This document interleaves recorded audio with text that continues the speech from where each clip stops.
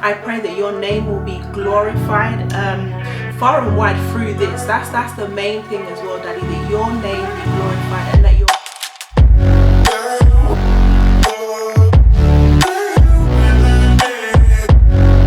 in Jesus' name we pray. Amen. Amen.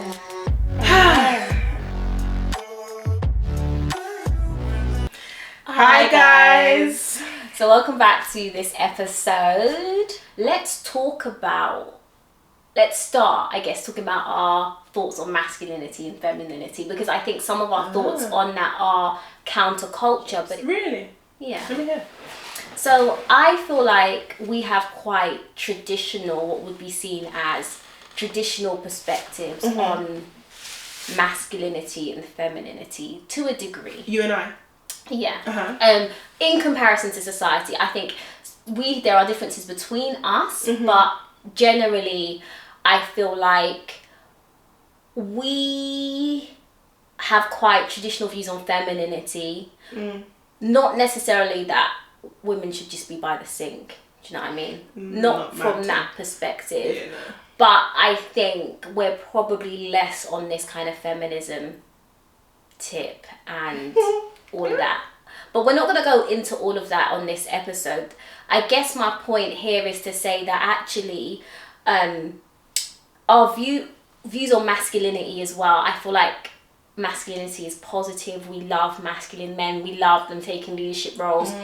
We're not out here trying to be leaders like men. Like leaders, yes, but you know, not in the, like, we just believe that there's a role for men and there's a role for women, and that we should give each other space for that. And I feel like in the culture sometimes there's too much of a crossover, too much of women trying to be like men.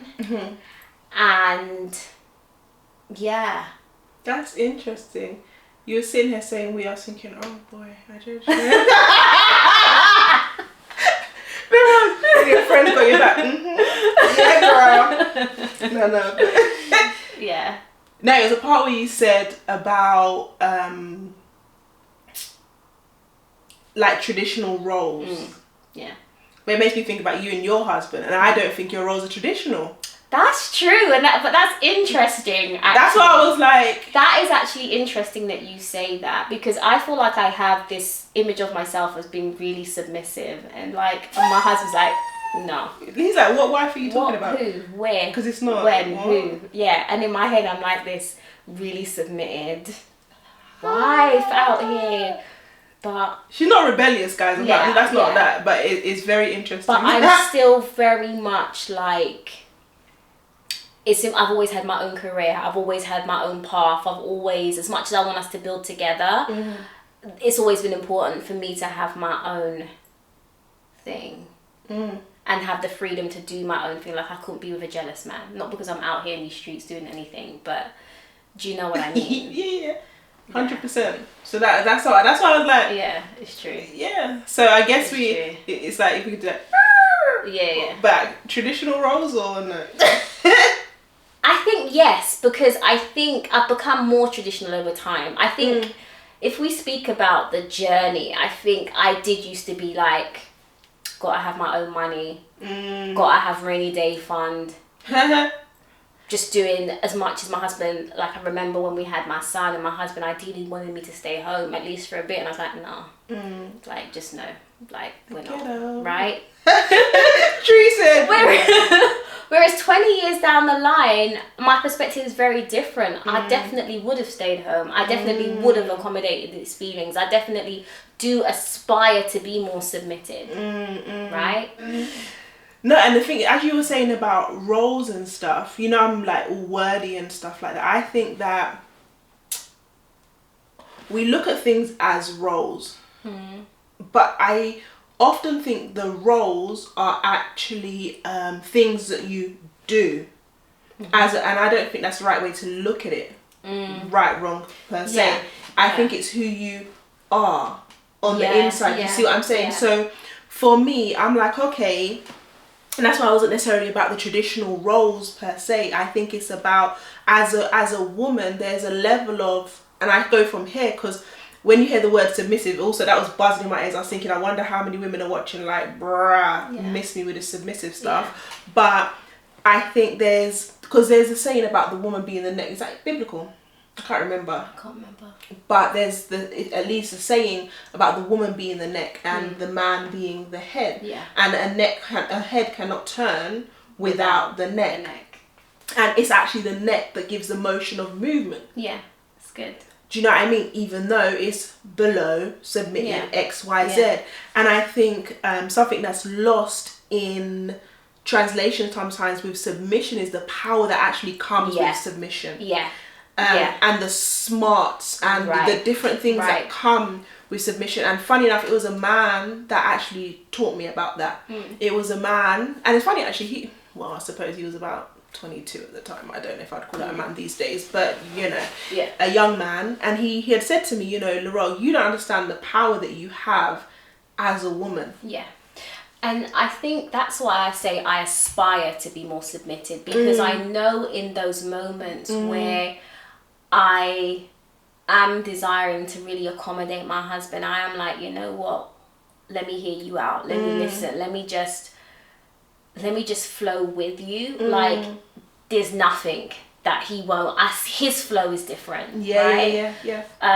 There's such a difference in him, and there's such power in that when you're not fighting against that and you're allowing him to flow in his masculinity, in his leadership, when you're allowing him to lead. Like, I feel like in those moments, like, he will just give me the world. And this is you know what I mean? It's like 100%. When I'm trying to fight against him, be like, no, like, and I think the world has a really warped notion of submission. And so I guess I just want to kind of give a picture of what that looks like in my marriage and in a real life context.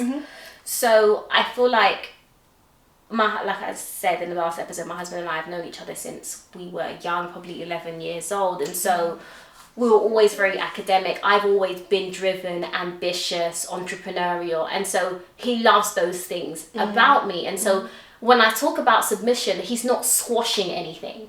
I feel like we confuse submission with suppression, right? And it's not. They're very different.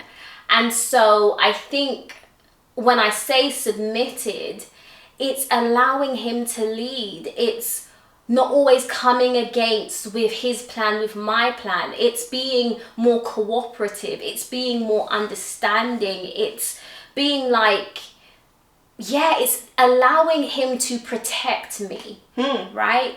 It's allowing him to protect. If I'm always trying to be like, this is my plan, I want to be out here, he cannot protect me. And it's not that he wants to suppress me.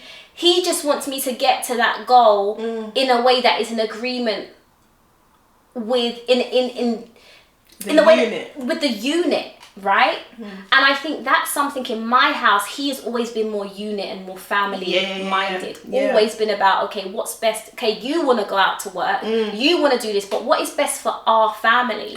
Whereas for me, it was always like, I just want to do this. I've had a child. We're married. Like, let me live. Like, come on. Like, I'm already. You were feeling suppressed. Yeah, I was already feeling that. So on top of that, you want to tell me that you would prefer me to be at home, and he never. And it wasn't. I saw that as control, and it wasn't. It wasn't control. It was like, you know what? I want to go out and work, but at the same time, I want the best start for my son. I want to cover you. I'll cover you financially, but I think there was a lot of fear in that, and I think a lot of reasons why we don't like submission is fear. It's fear, like, you know, you're not gonna have the money that's just yours. You're gonna have to be reliant on a man. What if he takes me in a direction that I don't want to go in? But this is why we need to choose well in the first place. That part, right? Listen, and a lot of reasons why we can't submit is because we haven't chosen well, because there's issues with us that we've been taught. We're from the have your vex money, always have all of that stuff, and at the end of the day, for me, that thinking has not served me in marriage. It really hasn't. So what are your thoughts? Yeah, So you on just this love, whole... she's like, oh yeah. Yeah, what are your thoughts on this area of submission? I think, like yourself, it's evolved over time. Yeah. I was very much like, yeah, no man can't tell me nothing. Yeah. Literally nothing. Yeah, nothing. How dare you even? You must not know about me. Literally. You must not know about me. I will fight you like a man. Right, but that was the issue. Yeah, and even when you're saying about, with your husband and like when you're going at him, it's that thing of, in my opinion, sometimes I think the man, when you're going at a man in that way, it's almost like, hold on, how do you want him to match your energy as a woman when you're coming almost at him like a man? Yeah. So there's that whole masculine feminine business. Because if you want to fight me, hold on, what do you expect is going to rise up on the inside of it? Like, oh babes. Right. No. That's so true. Because I remember my husband used to do this thing where I would go off, right? And he would just say, can you leave? Right? No drama. He would just look at me like, can you leave? And then I would feel all manner of rejection. Like, how dare he? Yeah. Like, I don't feel loved. I don't feel... He would just... But for him, it was just like... You don't have any respect. You don't want to listen to a word I want to say. So leave, right? Leave. Yeah. Right? And at the time, it was devastating, right? Devastating. Come on, give me something back. But he was like, nah. And I think that when someone is like that as well, you can act the fool if you want and destroy your relationship, or you can come correct, right? And I think this is why we need men to be leaders, because I needed a man that could put me in check. Even now, I need a man that can be like, pull rank. I need that, right? I need a man that can pull rank, because I'm a leader in my own right. As much as I'm, wanting to be more submissive and have become more submissive, I think. Yeah. It's as much as that part of me will never change. I'm always going to be entrepreneurial, and I'm always going to... This is it. I'm always going to have those things, and I needed to be with a man that could handle that, and that can pull rank and can be like, you know what, I can submit to you. I can trust you. Even in the moments where you're making decisions that I don't necessarily agree with. And I think this is where faith comes in, because even when it's that safety of, even when I'm like, I don't necessarily like that decision, I'm going to Abba now. Rather than trying to take things into you as my the own, woman. Yeah, I'm like, prayer. I'm going into my prayer. This is it. And we have to stop trying to control men. Right? 100%. We have to stop trying to control men and to control the situation and trying to... It's just not the way forward. It's not. And I think that the whole controlling men concept, it emasculates. Is that the right word? Yeah. It emasculates, because how am I as a woman trying to control the man, but then expecting him to be a man, but I'm a woman trying to control him? So then what happens? Is he not going to be exuding more feminine energy? Is he not going to be... because if I'm leading, that means he has to now... There's only one leader. Yeah. There's only one person in front, so to speak. And we don't like that notion, right? We want to be... And this is where... Sorry, finish. Go ahead. Yeah. No. But this is where, for me, I have problems with the whole notion of equality. Oh, boy. Right? You cannot have two heads in one house. You can't have two heads on your body. Let's take that. Right? One head. And I think this is the reality of marriage, right? This is the reality of marriage. Like, I think if you want to be a wife, these are some serious questions you have to... Do you actually want to be led? Do you actually want to be led? Because we don't like it, but there's hierarchy. Right? And I know that might be unpalatable for some women listening to this, but there is hierarchy. Like, and I even tell my kids this, like, me and your dad will always discuss stuff. Your dad and I respect each other's views. He'll ask my advice and he values my advice, and to be fair, a lot of times I probably can sway him, right? We have to be careful to not manipulate, because we're very powerful. Exactly. Right? We have to be careful not to manipulate. But at the end of the day, I even tell my kids, it's what your dad... When push comes to shove, it's what your dad says. Right? It's what your dad says. And I think those are things that people in society find unpalatable. Yeah. It's not easy to... It's not, yeah. And even, us being women, it's not... It took a journey even to get here. Like, so... for me, growing up in a single parent home with just my mum, you know, what was the man doing? Like, it was my mum. Do you know what I mean? Like, things like changing light bulbs, changing fuses, painting, and what do I call it, hanging wallpaper, all those kind of things. So for me, what was man doing? That's how that's you know, and it's not what was taught to me through words, but it's what I saw and what was my experience. Do you know what I mean? So it's like, but now I see and understand the power that we have as women, and the things, the softness that we cultivate. Because naturally, if you are soft, and when I mean soft, I mean warm. Yeah. Do you know what I mean? It's not, oh, I'm a victim. No, none of that. No. If you're warm, a man is gonna want to protect you more. And this is an isolated episode. We're not saying that the goal in life is to get a man who wants this. This is not what we're saying. But it's looking at like what we were talking about, like the gender roles and do gender roles exist? What does that look like in, I guess, in the home and stuff? Yeah. But I think that 100%. Sorry, women, we need to. So what I just heard it and just saw, you'll get used to me seeing things, guys, is that we want men to step up. Yeah. But we're standing in their positions. Right. So where exactly do they step? To go? Where do they go? Yeah. And I've heard men say that they don't feel like there's a space for them. And I think that's one thing that women, we should get so much better at, is creating those spaces for men. Yeah. You know, it's that thing of, you know, let's say you're with a guy already and you think, actually, hold on, he's not really manly, or he doesn't step up. Okay, that's cool. My thing is, always look back at yourself first and foremost. Yeah. Is he not stepping up because you always step up first? If you just waited an hour, a day, or whatever it looks like for the scenario, and gave him the opportunity, would he? Yeah. Another thing is just saying, babes, you have the room to do this, because you know, men go through their stuff too. They've been with other women possibly before that they didn't have the room to do that. They weren't trusted to do that. And I think, you know, as women, we're nurturers. Yeah. And even if you don't have that as a natural thing, our body was made to nurture something and grow something, just in its natural thing. And I think there's strength in being able to identify when a man's been wounded. Yeah. Absolutely. And allow him to be held. And it's interesting because I guess this is what you're saying about the gender roles, and maybe about gender roles affecting friendships. A lot of my friendships with guys previously, I don't really mess with guy friends nowadays, but previously it came from me providing a safe space for them. Yeah. And that's normally how sometimes lines stuff would happen, right? Yeah. Because I would provide the safe space that they didn't feel that they had in their relationship. Yeah. And that's where I really learned the strength of providing that space, allowing a man to be vulnerable, whether he wants to cry and not feeling like, oh, you can't cry, what are you doing, fam? Like, so, ladies, that's how someone might catch a man, so listen.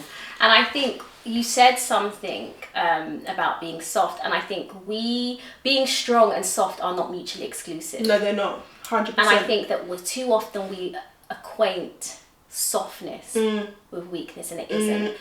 When you learn how to be soft but also strong, to be that place of softness but also a place of strength for that man, it's incredibly powerful. And I know, going back to, you know, my relationship and wanting to control and wanting to impose your will, me and my husband make decisions very differently. So I'm very decisive. And so once I've made a decision, I'm good. Say something there? Yeah. Which he would probably call impulsive. Right. So even that, the difference. The perspective on it. Yeah, but absolutely. His decisions are a lot more considered, but when he makes the decisions, more often than not, they are absolutely the right and best decision. And so I used to see that. And again, my husband isn't a talker, so a lot of times we would have a decision, I'll be waiting for him to come back to me on something, and crickets. And I'm just like, I can't understand. And I would always be at him like, yeah, but you said like when. And in the early days of marriage, and it was really frustrate him, and it would be a point of friction, and it took me years to understand that. Trust him, he hasn't forgotten, and a lot of times they have not forgotten. They're just taking their time to make a decision, to make the right decision that is best for the family. And so over the years I've learned, again, another point of submission, to be like, leave him alone. He knows what needs to be done. He knows what decision needs to be made. Relax your skin, right? And leave the man alone. Leave him alone, right? And he'll always come back. But I think, again, that was something in me. And a lot of times we project. Like, we make out like it's them that isn't making the decision quick enough. It's them that don't make the decision. But actually, it's your fears, your insecurities that you're imposing. Why must he make the decision at your timing? Why? Right? Relax and allow him to lead. And I think it comes down to trust. Trust. I think even when, you know, like you said, you're projecting and stuff like that, there's that level of, okay, when you are able to come out of the projection mindset and come out of that place, even if you haven't fixed it and worked on it yet and healed from it, that ability to say, hold on, I can trust this person. Do you know what I mean? And I think this ties into really love languages, because again, my primary love language is words of affirmation, and interesting. his primary love language is acts of service. So for him, it would be like, since day one, like he's always showed me, and we've spoken about this a lot, he's always showed me his love. He's not one that tells me he loves me 50 million times a day, whereas I tell my kids and my husband 50 million times a day how much I love them.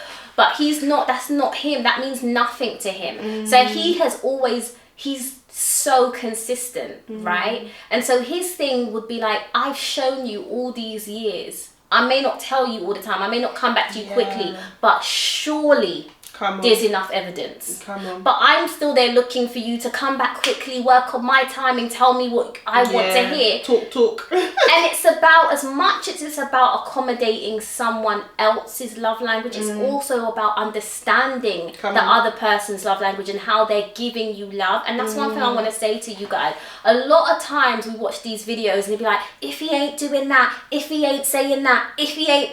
Men are they're not all the same, and you gotta understand their love language. Some, like my husband, we don't do that whole Instagram love. Nothing wrong with it, but he ain't never gonna write me a love letter on Instagram. Never in life. We don't even follow each other. We are strangers on the internet, right? But you best believe, behind closed doors, he is my rock. There'll be times, all I have to say is there's something that I would like, and he won't even give it to me like that. I'll wake up and it'll be on the dressing table, or and I don't even know, does he even talk about it? He doesn't even talk about it. Like, he won't even mention it. Oh yeah, I'm gonna. Right. He does this thing where when he goes shopping, I'll just look and there'll be a chocolate orange in the fridge. Oh, you like chocolate orange? I love chocolate orange. Know that. And he'll never say anything. But when I see the chocolate orange, I know that he was... Do you know what I mean? And that's his language. If I went from the advice on the internet or what they say, men should be or men should do, or I'd feel so unloved. Do you know what I mean? I'd be like, what's happening? Because he never hypes me on Instagram.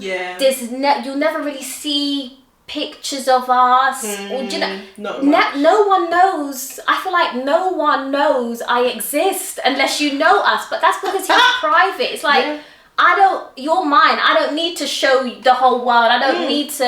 I don't think it's the whole world. I think it's a case of, why don't I need to show people I don't care about? I feel like that's what he's like. And that's what he's like. He's the people I love and care about know you. Right? He doesn't need to. And for me, that took me a long time to understand, and for a lot of times I felt unloved in my marriage, right? Not because he wasn't loving me, but because I couldn't receive the way he was loving me. And and again, so that guys, don't take your cue from the internet, right? Don't take your cues from the internet. Get to know the person that you're with and how they show love. And that's not to say that there's not room for improvement. Absolutely. Like, he can't be more encouraging, or I'm not saying that, you know, but I think it's understanding and receiving what they're giving you as well, and giving men a space to just be who they are without feeling like you're forcing them. Sorry guys, the camera completely cut out, so where were we? We were saying that it's about giving men a space to be themselves and be who they are without having to conform to the notions of who we think they should be. So I think that's what we were saying. Yeah, and I think it was kind of like, okay, let's tie it up there, because we were like, when we initially thought about this, we was like, okay, we'll do 20 to 30 minutes, and we just checked and we're already at about the 7 minute mark. I think we said loads in this, and the teacher in me wants to summarize, but I don't think there's a need to summarize. We'll add timestamps and stuff like that so that you guys can come back and watch and work through and glean. But if I was to leave them with something, submission isn't a bad thing. Right, exactly that. Submission isn't a bad thing. There's so much strength and power in submission. But the submission, I find, as a woman comes, as I said before, when trust is there. But I also, something I said to a friend before, not this one, it was trust. You have to be able to trust yourself enough to choose the right man to trust. Because I think that's sometimes another thing, which we won't get into, otherwise we'll be like thing, but just trusting yourselves, and even getting to a place. So if you're single, because I'm single, so I can talk on that point, of really getting to a space where you trust yourself, you can trust your choices, so that when you do get into a marriage, you know that you chose the right guy, and you can fall back on the trust that you have for yourself, the choice that you made. I chose this man knowing who he is, and trusting him was a prerequisite for him to even be my husband. And there were reasons I married this man, reasons that what would you say, that you valued. So that's what I would say as a finish. Absolutely, and I agree. I think submission is powerful and it's beautiful and it's empowering. We speak a lot about women's empowerment, and for me, submitting has been one of the most empowering things, because what it has shown me is the power that I have through just being me. Come on, that part. Just releasing, like, I don't have to impose power on someone else. I am just powerful. Because you are you. Yeah, I'm powerful. Wow. And submission has shown me that. It's beautiful. If I knew now what I knew 20 years ago. I think you said it the wrong way around. If I knew. Sorry, it's the boldest way. And you said it so convincing. So confidently. She looks like she knows what she's saying. Right, because what would have happened is, we would have recorded this, I would have watched it about like, what? Thank you. So what I meant to say is, if I had known 20 years ago what I know now, the journey would have been a lot smoother. So that's what I want to leave you guys with. I love that. Yeah. So 20 years down the line, for you ladies who are not at that thing, take that now. Implement it, man. But yes, please like, comment. Subscribe. Share. Catch us on Instagram. We'll put the link below, and have an amazing night, evening, day, whenever you're watching this. And lean into the power of who you are as a woman. Yeah, absolutely. Lean into that, because submission is power.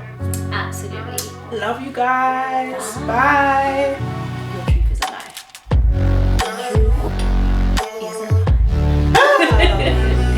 Like, there's only one truth, and that is whatever God said, that's what truth is. Yeah. So, I'm not saying don't speak your truth, don't say how you feel, but I think oftentimes it can be so held on to and so prized that we miss, hold on, what is God actually saying about the thing? Where you're following your